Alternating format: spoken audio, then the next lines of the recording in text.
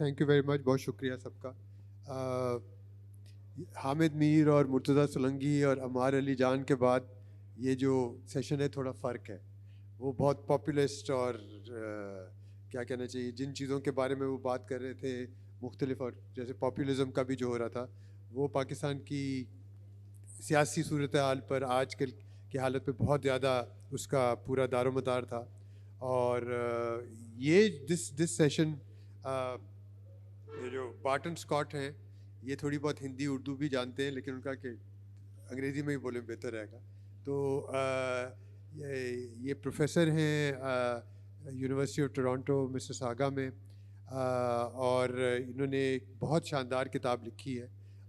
मैं अभी पूछ भी रहा था फोलियो प्रेस से कि भी अगर ये किताबें शाया करते हैं, यही छापते हैं, तो ये भी शाया करनी चाहिए। They should reprinted if the author allows that. तो मैंने बार्टन से पहले यही हमने फैसला किया था कि what I will do is I will ask him to give to tell us about the book, what he's trying to do, what the ideas are, where he's going with with the things that he writes about, and he'll speak for about 15 minutes, give a khulasa denge, a summary of the book, and then he and I will have a conversation about it. As I said, I've read the book and I recommend it. It's a very, very good book. It's got lots of very interesting themes in it, or partein badi hai, layers of arguments which he makes.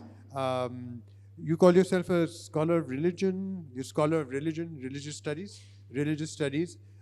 My background is political economy and history, so we read things very differently. We have an anthropologist, very famous anthropologist sitting here, Johns Hopkins University में नवीदा खान पढ़ाती है. So, and I'm sure there are lots of other people in the audience. So we have a diverse audience, but an interested audience, a serious audience. So over to you, Barton, and take your time. Give us a sense of what it is you're trying to do, where you started, and the ideas presented in the book. Shukriya Bahut Akbar ji for that generous introduction, and thank you all for being here, and thank you to the organizers of ThinkFest. It's been so delightful to be at this event the past couple of days. It's my first time in Lahore, and I can't imagine a better introduction to the city.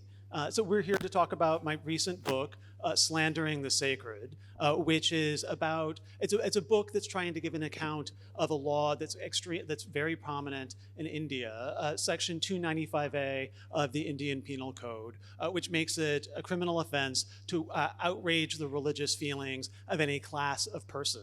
This law is historically related to the sections of the Pakistan Penal Code, Section 295C Vagera, which are caught up with the question of blasphemy in contemporary Pakistan. Here in this book, though, and today, I'll just be talking about the situation in India, which is what I've worked on primarily.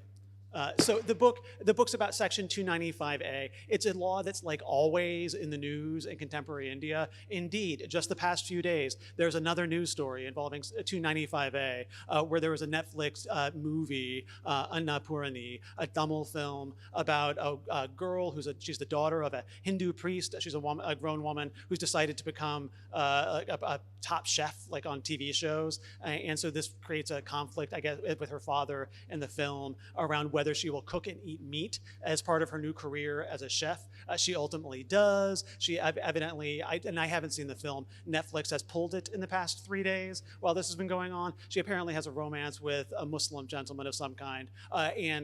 So a case has been lodged, or complaints have been lodged against Netflix that it has wounded Hindu religious sentiments under Section 295A of the Indian Penal Code. So this law is very much part of the contemporary scene. It's part of a politics of Hindu nationalism. It's part of a politics of a majority that wants to feel injured or experience, a feeling of injury. And so the question is, how do we give a history of this law? So my book opens in the 1920s. Section 295A was enacted in 1927 around apropos of a controversy coming from right here in Lahore, where a Hindu group, the Arya Samaj, had been behind the publication of a tract that was very controversial, the Rangila Rasul, published by a guy named Mahashay Rajpal, who was then tried under an existing section of the Indian Penal Code for having created enmity between Hindus and Muslims with the publication of this tract, which was a satire of the life of the Prophet Muhammad. And the court ultimately ruled that the existing sections of the Indian Penal Code did not apply to this tract, and so a new law was created so that this tract and others like it could be banned in future. What's interesting from my perspective about 295A is that it was going out of its way to be a secular law. It wasn't meant to be a law about any one religion. It was a law that was about religion, full stop. And this is interesting for all kinds of reasons, partly because the British, and so this law is enacted, of course, during the period in which the British still control India, although there are a number of South Asian persons who were involved in the government at this time. But the British were always more secular in South Asia than they were at home. Blasphemy against Christianity specifically was a crime in Britain in the 1920s. The last man jailed for blasphemy in the UK was in 1921 for mocking Jesus.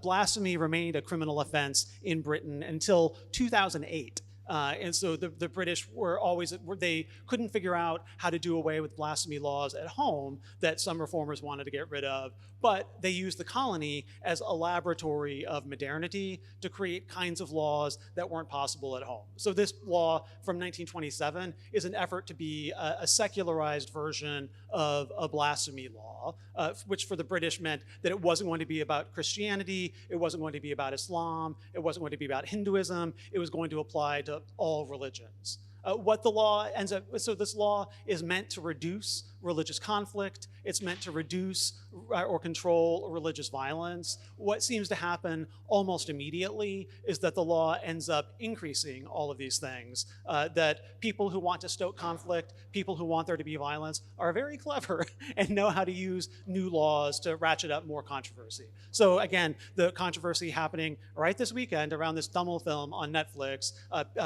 which is allegedly hurts Hindu sentiments, is a means of creating more controversy. It's creating more inflamed feelings, more outraged feelings. Law is part of the way in which people do that now. So my book opens in the 1920s with the passage of 295A. It then cuts back in time to the 1830s when the Indian Penal Code was first drafted, and the Indian Penal Code then became, in 1948, the Pakistan Penal Code. So this is still law in Pakistan. So it was drafted originally in the 1830s by a guy by the name of Thomas Babington Macaulay, who people might know. He also drafted the 1835 Minute on Education, which was the text that proposed that English be the language of education in India, and that the British train a class of, sometimes I can recall, a class of people who were English in manners and morals, was what Macaulay said, but Indian in blood and color. So it was this very colonial document that was meant to train a class of bureaucrats who were kind of English. And it's from that document, by some accounts, that English education spreads in the subcontinent. Meanwhile, Macaulay was also drafting what would become the criminal law of South Asia, the Indian Penal Code. And in it, there were a number of laws and rules about religion. So my book gives an account of the process whereby the Indian Penal Code, the Pakistan Penal Code, was drafted between the 1830s and 1860s. And then I spent the last third of the book hanging out with the Arya Samaj, this Hindu society founded in 1875 that became very centrally identified with communalism and especially with anti-Muslim hate speech by the turn of the 20th century. So they're the group that published this controversial tract, the Rangila Rasul, and the last third of my book is trying to figure out, how did that happen? Why was this group publishing tracts and pamphlets of this kind that were clearly designed to stir up religious feelings? What were the Arya Samajists doing. So as a whole, the book is really trying to give some kind of historical account of how religion gets caught up with ideas about feeling. What seems to happen with this law is that the British colonial state is trying to figure out, how do we govern religion neutrally? How do we govern religion in a way that's secular? They're concerned, the British colonial state was on the one hand, a totally self-interested affair. On the other hand, was trying to work through problems of governance that stay with us. How should a state try to regulate speech about religion? When and how does speech about religion provoke violence? What ends up happening is that the secular state in colonial India ends up thinking that, well, to govern religion neutrally, what we need to do is to govern religious feelings. The state comes to see itself as involved in the governance of emotion or feeling or affect. And that has all of these accidental, inadvertent effects, and is one of the conditions behind, I would say, the emotional politics we find ourselves in today. We're in this historical moment in the 2020s when outrage seems to be everywhere. It's all over Twitter. It's shaping populist politics in many parts of the world. This book is trying to give one kind of historical account of how our world came to be. Why are these feelings of outrage, why are these injured feelings, these wounded sentiments everywhere in our world? Thank you. Okay, thank you very much. Yeah. So there's a lot of legal, I mean, you begin with how the law started changing, how they evolved in the 1860s and 1863 and so on, and later on subsequently as well. So perhaps we can talk about some of the themes that you talk about in the book, some notions and concepts that you use. So how would the difference between, say, defamation, hate speech, and blasphemy? Because 295A in the Indian Penal Code and the 295C here is about blasphemy, and it does become about blasphemy. So how does, say, hate speech, for example, and blasphemy and defamation, I mean, you talk about how these notions evolve throughout the last 100 years. Perhaps you can talk a little bit about that. Yeah, absolutely. I mean, so my training is in religious studies. I've worked mostly on modern Hindu thought, and I should say I came to write this book because in my earlier work in writing about Hinduism, I'd been so paranoid I would run afoul of 295A that I was just thinking a lot about this law, and so decided to write my second book project about this law that had me so spooked for so long, that to write about Hinduism and the contemporary climate is to be faced with this law. But so then I'm writing this book and I'm like, oh my goodness, I need to learn law things now. At some point, I thought in writing the book I would become, sort of do like a lot of law, but had to figure out certainly these kinds of distinctions. I mean, so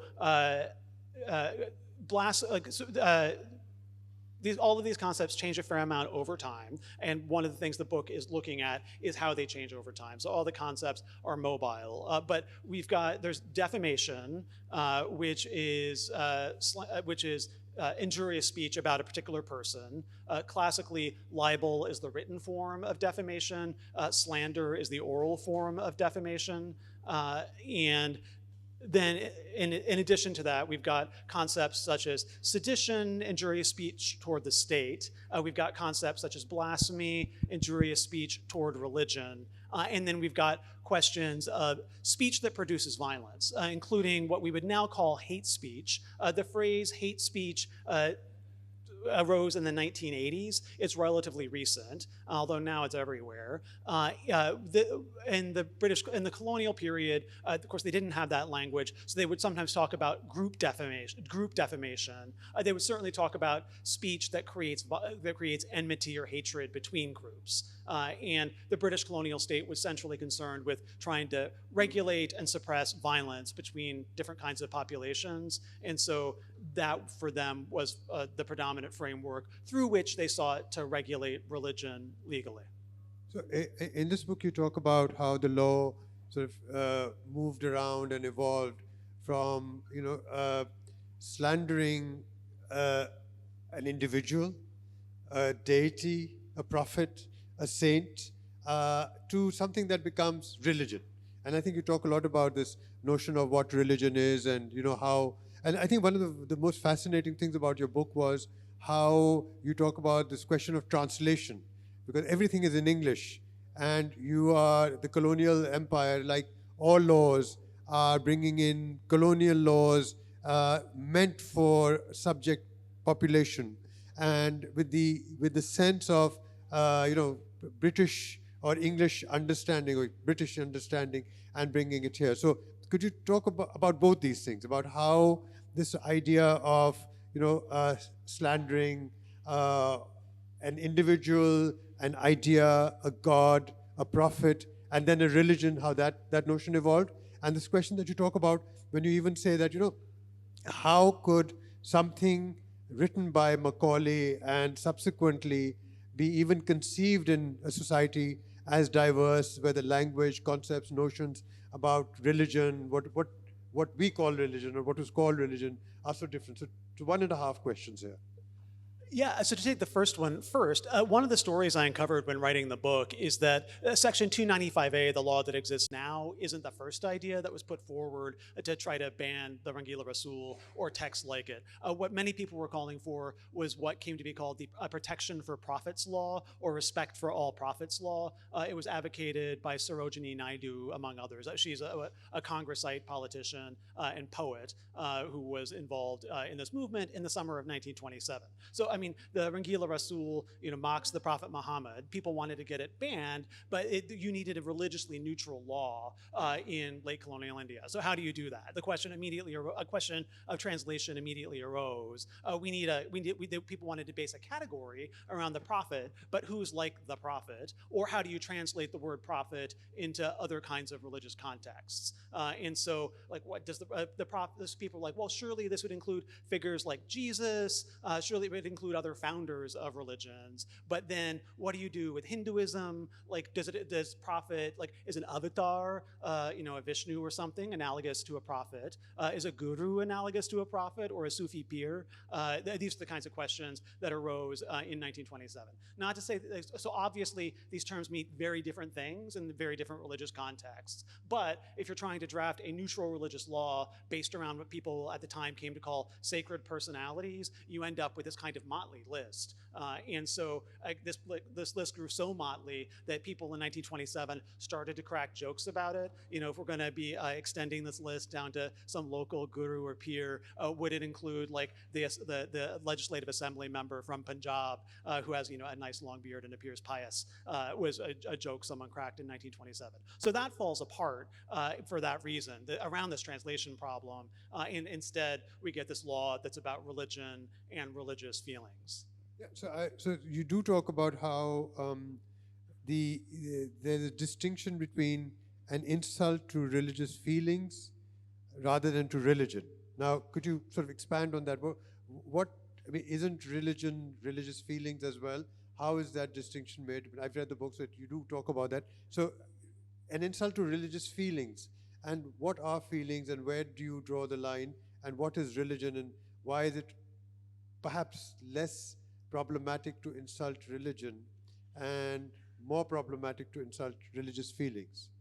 Yeah, so one of the things I trace in the book is this very long history of how common law traditions, so British law, tried to secularize blasphemy. Common law, British colonial law, was in its origins Christian and was tightly entangled with English Christianity. And so there's some kind of story to be told about how that body of law was secularized or how it changed. And as I tried to think this through, I found myself puzzling, well, how at various points in time did people understand or conceive the harm in religious in hate speech or in injurious speech directed toward religion. So, for example, like if you say something injurious toward religion, perhaps this creates some kind of harm in the cosmos itself. You might harm the body of God in heaven. There's this one mural, there's a 14th century mural in England of blasphemers, which depicts, it's a Pietà image of the Virgin Mary holding the corpse of Jesus in her lap,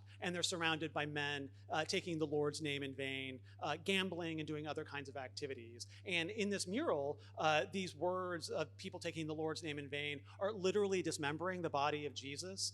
You can see that his leg has been pulled off, there's sort of blood spurting forth. And so whoever painted this mural in 14th century England clearly understood that taking the Lord's name in vain hurts the body of Christ in heaven. other people have ascribed different kinds of harms to speech against religion.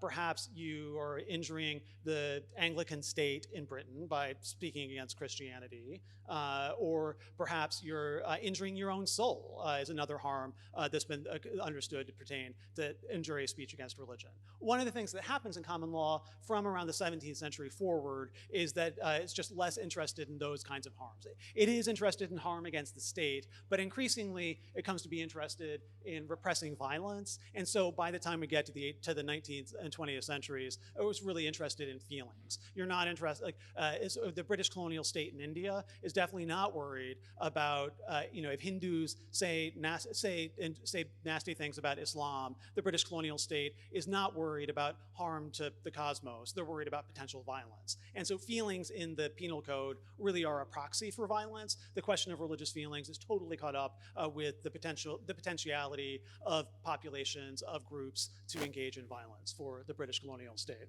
So, but wasn't the British state, the colonial state at least, so-called neutral in terms of religion? So how does it enacting laws of this nature, I mean, does that contradict with this neutrality?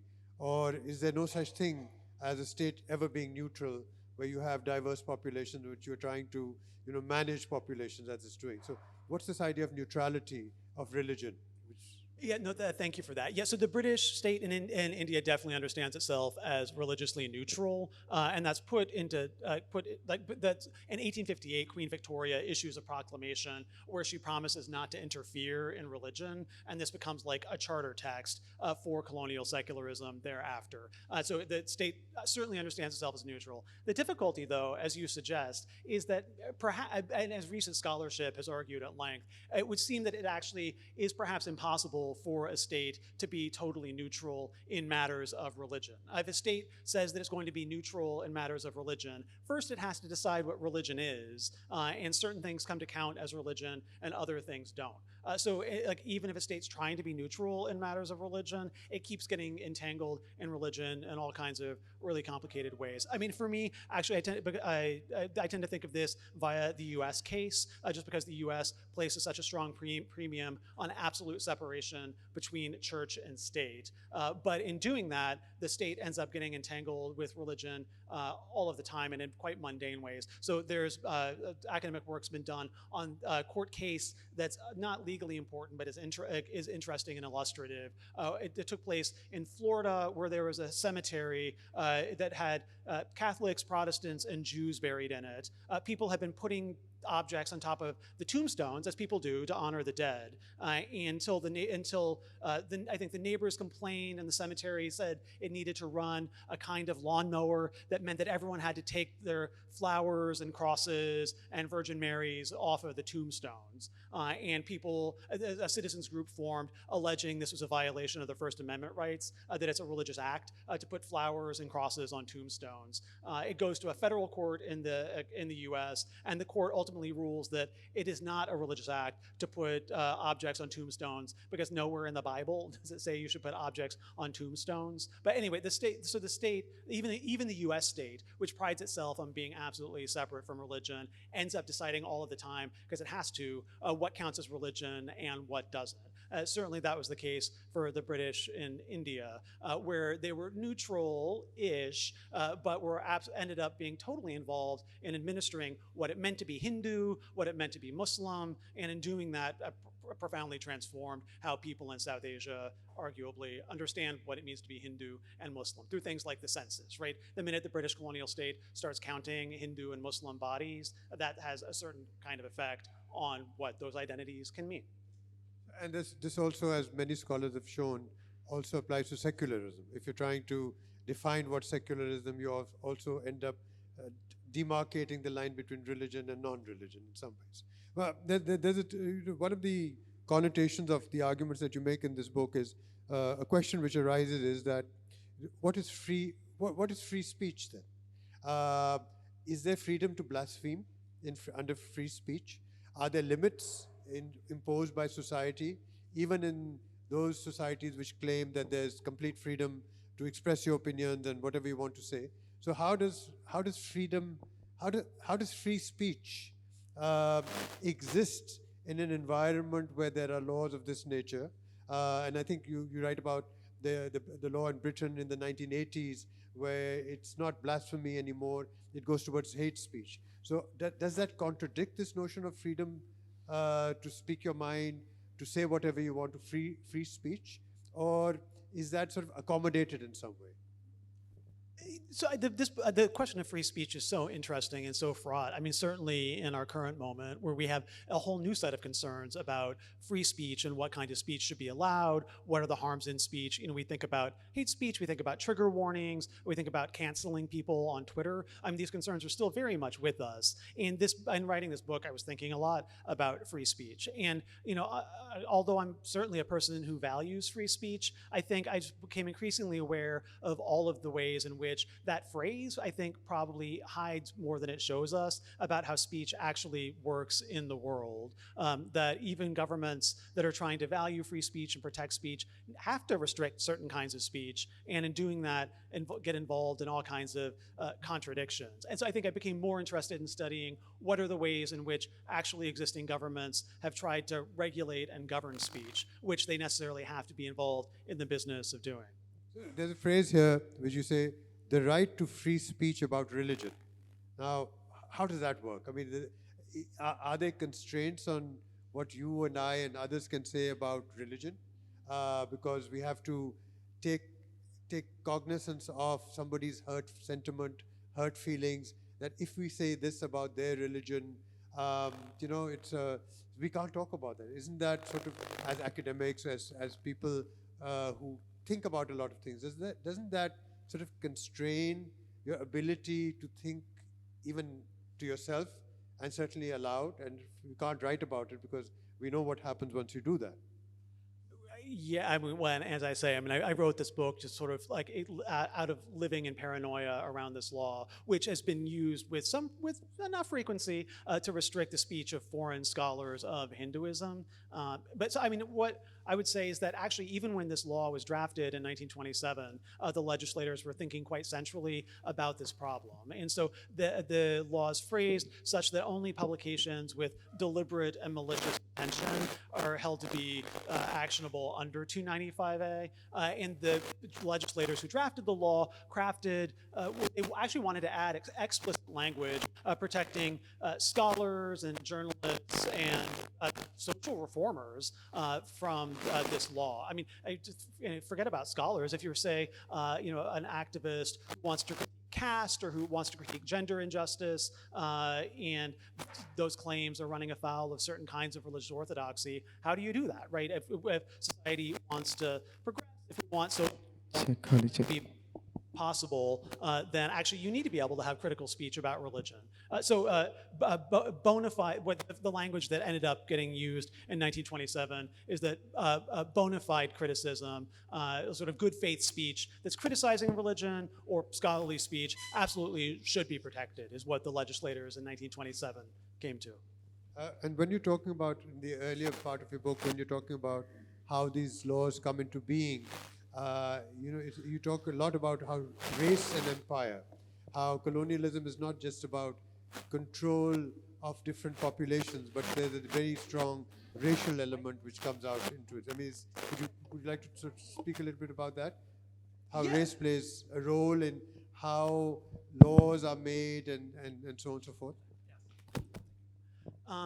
So religion, I would say that for colonialism broadly construed, both British colonialism and other colonialisms, religion and race were probably not neatly separable. You know, that Hindus or Muslims could constitute sort of racialized groups as well as religious groups. And as a scholar of religion, I'm just really interested in the kinds of things that the category religion does to us.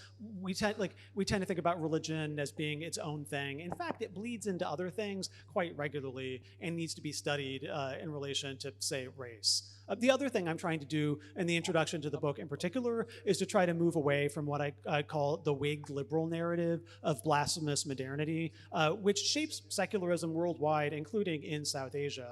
It's very easy to get caught in patterns of thought where we're sort of thinking religion versus secularism and lining up a series of heroes of secularism, which in the West tend to be, all white men, Voltaire, etc. And I just think we need new ways of telling the story of blasphemy that don't get trapped in again in the West, this series of white men who are fighting off, the Catholic Church or what have you, in ways that it's a narrative that's caught up with race, that's caught up with gender, but we often don't see that about it because when we think about religion, we think we're not thinking about race and gender, but religion necessarily caught up with all of these things all of the time.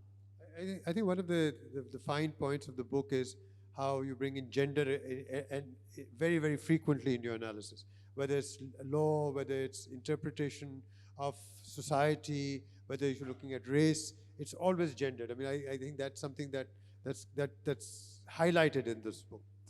So in a secular state, do you have laws of blasphemy? And how does it work there? I mean, how can a secular state, there are not many, but those who declare that they are secular states, would they have blasphemy laws? Would they work differently from those states in the modern world which don't declare themselves as being secular? So how does this contradiction work? The other way around. We know that most states are not declared secular. I mean, the US, in some ways, is considered to be secular, but it doesn't declare itself as a secular state. And there is France, and there are others who declare themselves as secular states. But would they be? Do they have blasphemy laws as well? I think, so one of the stories that I try to tell is, in fact, these categories are so messy. What counts as a secular, what doesn't? So, I mean, the US, for example, which, prides itself as being extremely secular, had blasphemy laws on the books until the 1950s. They tended to be at the state level and tended to predate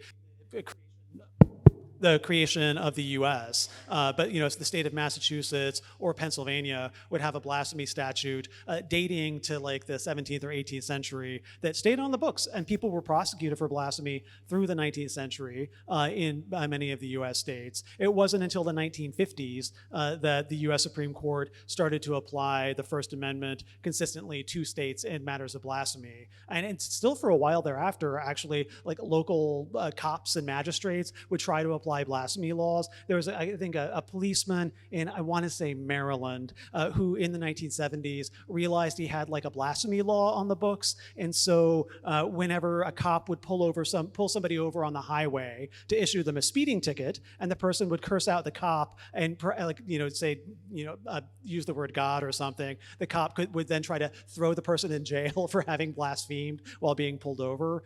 This wasn't, the courts overturned it quickly because at that point it was no longer law. But these histories are so messy, and so the story of 295A is precisely the story of a state that understands itself as secular, trying to figure out, well, we do need to regulate certain kinds of religious speech, because if we don't, we're worried there's going to be violence. How do we do that in a way that's religiously neutral? That 295A is precisely an effort to do that.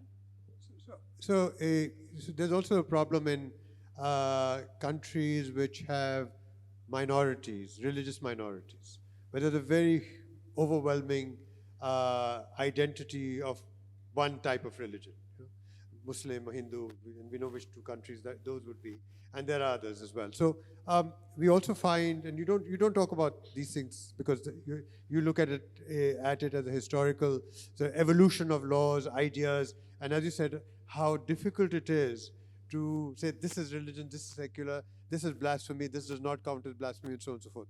But we see in these countries that those who are in the dominant religion, they can get away with blasphemy towards another minority religion, but anyone who belongs to the minority religion can't even conceive of making a mistake about saying something about the dominant religion, whether it's Hinduism in India or Islam, Muslims in Pakistan. It's very clear. So how does that work? Does the law, when you looked at 295A, does the law actually work in a country like India, or is it specially made to control minorities? A part of the story of 295A is that it's a law that in 1927 is instituted because of an offense against a minority, Muslims, that then in the post-colonial period is co-opted by the majority. I mean, often this happens with laws that they're created to protect a minority group, and then the majority co-opts them. That's absolutely what seems to happen here. So now it is quite closely associated with again, a Hindu nationalist politics. So be careful what you say about Hinduism, but it's not used nearly as regularly to protect minority religions. So there's some academics in the room. So there's a methodological question when I was reading your book, and I was discussing with Alia as well. So you use the word affect a lot, because I mean I think it's very interesting that you bring in affect theory in looking at something which has not been done in the past. I mean, I think the other works which look at the law or 295A or the evolution of blasphemy and secularism and religion, I've never seen them looked at through the lens. One of the many lenses that you looked at is through the lens of affect. So the question, a methodological question which comes up is that, can you look at the 1820s through that lens of affect, when it's affect theory, which is recent in the last 50 years or so? It's like saying that so-and-so was a liberal in the 1850s, or so-and-so was secular in the 1800s, when you can't really say those things. So it's a question which kept coming up. And I said, okay, this is an interesting way of looking at, rewriting. We have gendered histories now, and completely rewritten the history of laws, people, civilizations with a gendered lens, which didn't exist 30 or 40 years ago. So it's a question which came up. Can you explain a little bit about that? Yeah, no, thanks for that. So, I mean, I've got this very academic word, religious affect, in the title. And I mean, partly that word is just a means for me to get some kind of traction on this phrase, religious feelings, which is in the Indian and Pakistan Penal Code, right? So what are religious feelings? How do we write a history of this? I come at that partly via affect theory, this body of academic work that's come up over the past 20 or 30 years that's really trying to rethink what we mean when we talk about feeling or emotion. Classically, we tend to think about feelings or emotions as things that happen inside people. It's like, oh, I'm having a feeling or emotion right now. It's deep inside me. Affect theory actually tends to see these as emotions sort of crop up in rooms, right? Like a feeling might hang in the air in a room. A feeling might crawl across your skin and jump onto somebody else's skin. One of the things that affect theory does is to try to think about emotion as something shared and collective that's not sort of inside the person. It's socially constructed. And so, I mean, in my work, I mean, I read a lot of critical theory, but try to wear it lightly in the writing. Sort of comes up in the introduction, and then I just let the questions sit and hang in the background as I study historical material. So, I mean, in the chapter that's like most heavily on the 1830s, I was like deep into reading political philosophers of the 18th and early 19th century, trying to theorize the passions or the sentiments, which was the language at that time. The word emotion wasn't even coined until I want to say the 1820s by one of the Mills, James and John Stewart, who were of course involved in the drafting. They're involved in British colonialism in South Asia and in the drafting of the Indian Penal Code. So I mean, if there's a history of emotions question caught up here too. How do we write about the history of feelings? These things that do leave textual records behind, but seem kind of beyond text too. It's a strange thing to do, to try to write a history of emotion. So I'll ask my last question, then we'll open it up. I mean, what I really liked your sort of rethinking of this notion of the public, because everybody's talking about the public. I mean, if you've attended some seminars in this room and in others, everybody talks. I've written about the public, and we've just gotten away with it. And I think you've actually interrogated this term, questioned it, and you've used this term called population public. Population publics or population public? Populational publics was the term that I was right. And when we talk about public opinion, there's this fantastic scholar who you may have met at Madison, Rajbir Singh, at one of the UCs. And he's done a lot of work on this notion of what the public is and what public opinion is, and he's very critical of these things. So it made me very uncomfortable with my own work, which is a very good thing for scholarship, that, you know, somebody says, okay, you better go back and think. So whenever I write again, I'll have to rethink this term public opinion, because, you know, you sort of say, okay, what does that really mean? So just, would you like to explain a little bit about that, and then we'll open it up? Sure. Yeah. I mean, I've been very interested in the history of the public, and at one point was sort of looking at how this term got translated into South Asian languages in the 19th century. You know, in Hindi, Urdu, Gujarati. People sort of there was some trying to figure out what it meant or what it could mean. And public can mean two different things. It can refer to like the people, the janata, the avam, or it could refer to that which is open in Greek, that which is open to examination. So the early translations of public were like the zahir or something like that. And so, but then what is it? What's the category of the public doing in the 1920s? The 1920s are sort of a strangely parallel moment to the 2020s. A number of commentators in the 1920s saw publics as strangely broken, right? So people like Carl Schmitt, Walter Lippmann, John Dewey were sort of interested in what's happening with the public in the 1920s. This is the moment when Lippmann coins the phrase, the manufacture of consent, that it seemed as though the new mass media were able to sort of control what the public were thinking. And so one of the things I'm doing in the book is to try to take the Rajpal affair, this controversy over the Rangila Rasool, and put it in this transnational context to think about this as a moment of the crisis of the public. So, I mean, there are two, I would say the phrase populational publics, I'm trying to look at this strange conjuncture that happens in lots of places, including South Asia, where on the one hand, you've got a population, on the other hand, you have a public. So, I mean, if a person picks up, an Arya Samaj magazine from the 1920s that's clearly directed toward Hindus, are you, like for the duration of your reading, are you a Hindu, even though you might be Muslim or Christian or what have you? If you're being addressed by a Hindu text, are you part of a Hindu public? Is a question worth asking. Even so, there is a population mapped by the census, Hindus or Muslims. Then there are these newspapers and magazines that are hailing publics. And what does that do? Is that actually the same thing as the population? I think there are all of these tensions in these historical periods that are interesting, that tell us about our present, and that are underexplored. And so I was trying to do some of the exploring in the book. So in the 19th century, in the Urdu literature, the word that's used is qaum, nation, people. So it's also not public. Qaum is not public, but it's people. So there's a word used there, and the word public is used in Urdu as well. You know, the public ne ye kaha, or public se ye kaha, things of that nature. So it's a word which has been appropriated by towards the end of the 19th century. Anyway, so it's open for questions, comments.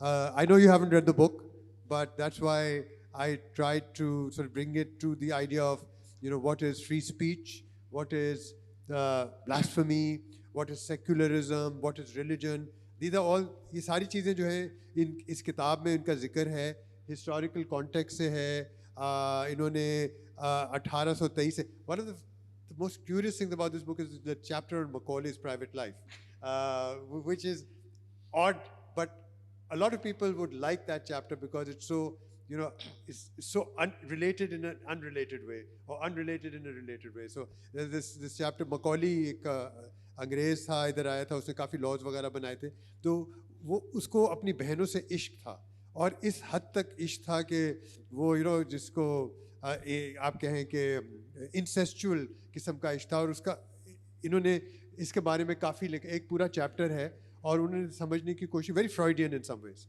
ये समझने की कोशिश की है कि अगर एक भाई और बहनों के दरमियान इतना करीबी रिश्ता हो जाता है तो क्या उसका इजहार जो है उसकी लीगल एस्पेक्ट पे भी पड़ता है.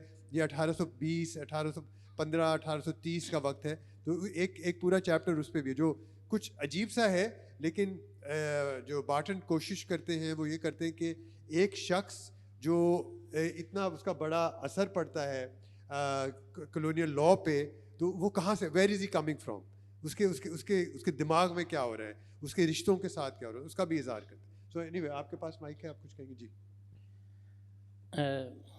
My question is, there is a religious ayat of Quran, for you your deen, and for me my religion. So when we try to, especially my understanding about the medieval society of India, especially the Muslims' rule, we do not find any kind of formal law to regulate society, especially in religious context. But when we try to see the arrival of the British, it appears that they introduced such type of laws, which you mention in your book. Was that for me, my religion, for you, your religion, became absolute in the context of colonialization or coloniality of the society, that they needed such laws to regulate religious diversity within India? Yeah, so why did the British need these laws to regulate? And is that about sort of prior? Yeah. Yeah, one of the responses to this book was from the anthropologist Anand Daneja, who told a story from the Mughal period in which there was a Christian preacher, Thomas somebody or another, who was speaking at a mosque surrounded, by like learned men praying, and he was given an opportunity to speak, and he got up and said something. I forget the precise quotation that Anand gave, but there was blaspheming against the Prophet Muhammad, and everyone just kind of looked at him and went about their business, because at that point in time, I mean, to sort of speak publicly against the Prophet would have rendered you legally insane, and if you're insane, you can't be held criminal, so everyone sort of went about their business. Things were regulated very differently. And then under the British, of course, a new regime has emerged. And I mean, one story to be told is a story precisely of coloniality and the ways in which the British colonial state racialized South Asians via religion and went out of its way to depict colonized persons as irrational, as filled with passion and sentiment, as filled with religious passions and sentiments that are irrational. That's sort of how the colonial state set things up. So that's advantageous to the colonial state because it can then be the rational power that's intervening in irrational religion. And so it's very much about coloniality. And I mean, those legacies are still with us. But I think there's a problem there, because the problem is that despite the British colonial presence, if you read the Deobandi, Ahle Hadith, and Barelvi literature, the things that they say about each other, you cannot say in the 1950s, and you certainly can't say in 2024 in Pakistan. Out of the question. I mean, and these are Islam, the ulama of different sects or firqas, maslaks, whatever you want to call them, writing about each other, and they go out of the way to call them kafirs, and they call them far worse than that. And there's also a lot of tolerance in the sense that, well, at least you can say these things, you can read them and respond. So that's something that I found, which I think goes against this thing, the argument that's often presented that all these laws are colonial, we know that. But even under the colonial umbrella, there is a previous type of activity of a different kind taking place. So you have what would today be considered blasphemy by what Muslims are saying against other Muslims. So you have that happening as well. Yeah, and reading these tracts from the 19th and early 20th century, it's wild. A colleague of mine referred to this as colonial Twitter. I mean, it has that kind of tone. There are personal slanders. There are all kinds of wild things about religions of various kinds. Intra-Hindu, intra-Muslim, Hindu-Muslim. People are just saying all kinds of things. A lot of it is scatological. A lot of it's gendered. A lot of it's about human bodies. And it's a very vivid reading material.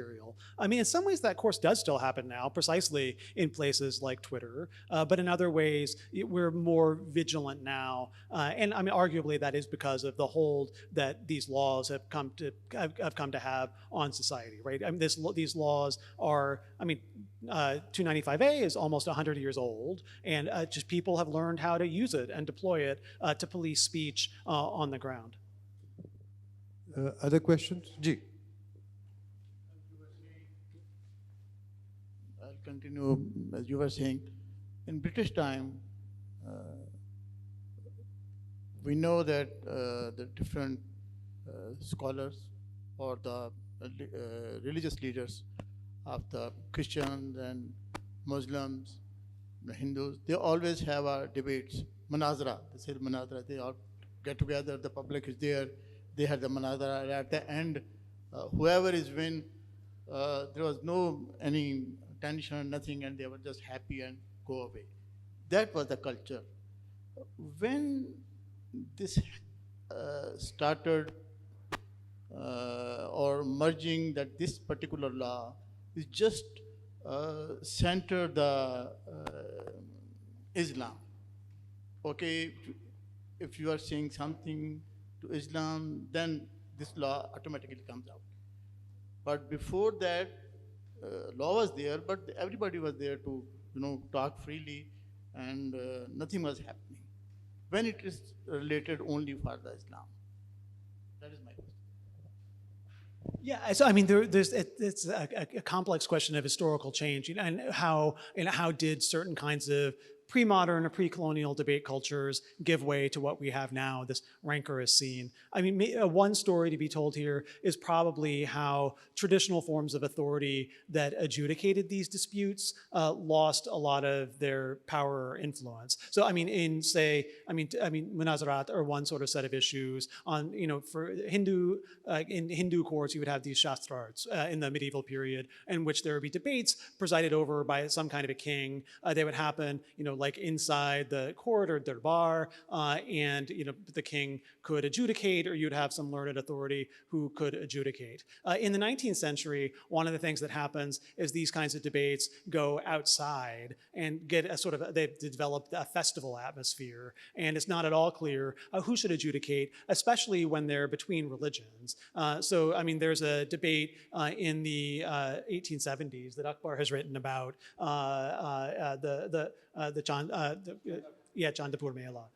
Where it's hosted by this like Kabir Panthi guy, and it involves Arya Samajas, Deobandis, and Christian missionaries, and it's not at all clear who's in charge or what the rules should be, and so the debate sort of ends up falling apart, and people are standing on tables and calling each other names, and because you've got this new historical structure where traditional forms of authority seem not to hold, new kinds of publics are emerging, and it's not clear what the rules are, and so old forms of debate begin to morph and become more chaotic, perhaps.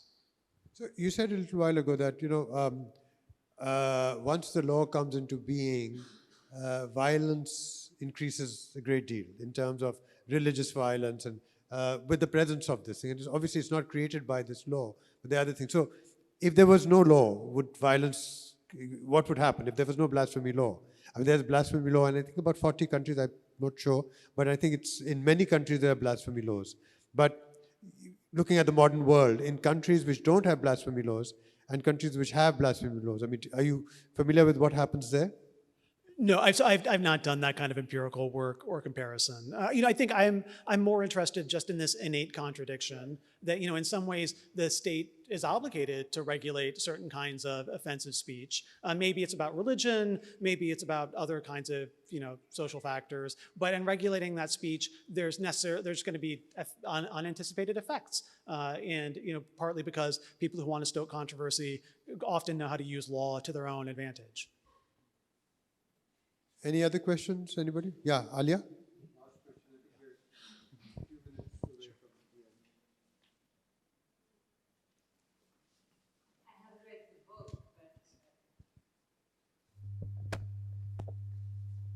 There we go.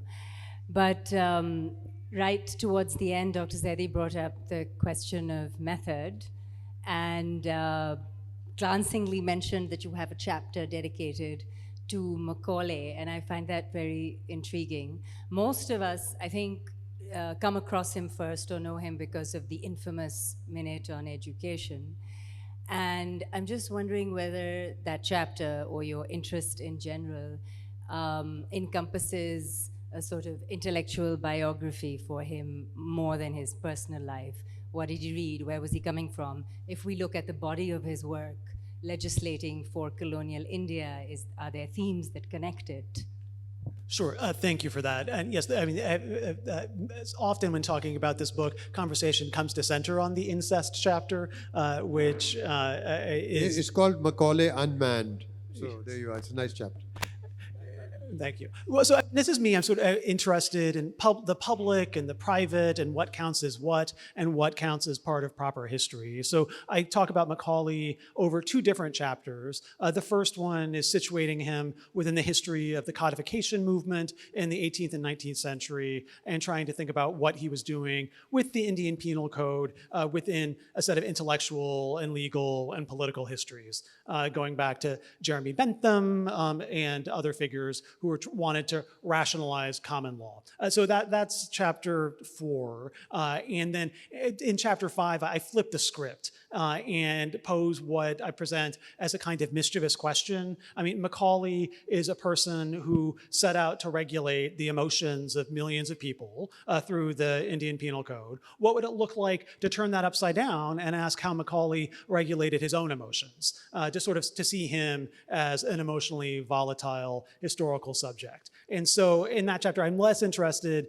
in his intellectual output, where he presents himself as totally dispassionate. But instead, I'm looking at his letters to his family, especially his sisters, to think about how emotion coursed through this legal text from the beginning. So, I mean, one of his sisters dies, and he writes the Indian Penal Code partly to sort of staunch his emotion that his sister, who he'd been in love with, died. And so, I mean, in this letter that I open with, he describes himself as unmanned by grief. And so I'm trying to think about Macaulay and gender, and to try to think about his sort of interpersonal life as potentially available legal history, or as caught up with a history of law in ways we might not expect.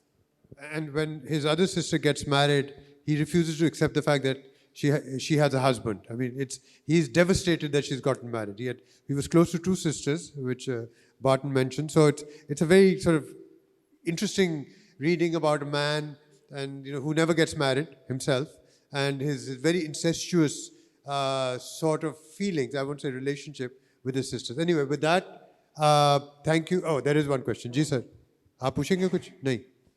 सवाल पूछना है? नहीं. वो जाना चाहते. ठीक है. Thank you very much. Thank you, Barton. Thank you, and thank you all for coming. Yeah, and let's have a round of applause for Barton Scott.